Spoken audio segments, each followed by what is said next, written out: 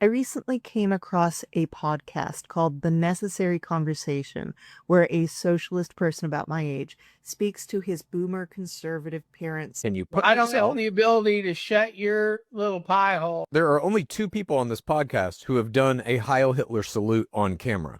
That's you and Mom. That's right. And we did that for fun. When is it appropriate to play the cancer card? Because you very much did say to me, don't play the cancer card when I was talking about myself having cancer and Trump cutting cancer research funds. Your cancer was not only yours, it was all of ours. And you know that.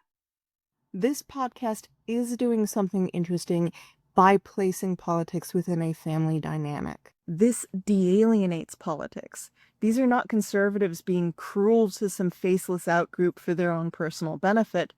These are parents abusing their son because they feel disdain for him. Anybody who has stayed in an abusive relationship with anybody knows that often you want them to change not just because they're hurting you, but because of who the abuse makes them, how it affects them. And I think it's perfectly natural for that son to want his parents to change, because even though they are speaking, you can't speak to your own son the way they habitually do and have a real relationship with him. You just can't. But the question of how do you save an abuser from hell isn't the important one.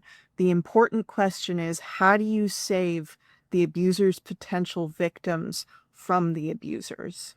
The future of America and the safety of the people within it cannot depend on whether abusive parents who throw the Hitler salute as a joke choose to be better people. It is nice when conservatives de-radicalize, but we cannot build a political future where it is necessary for them to do so. We have to plan our politics around cutting them out, minimizing their voice, and minimizing the harm they do to others. And anything else would be handing a huge amount of power to people who cannot be trusted with it.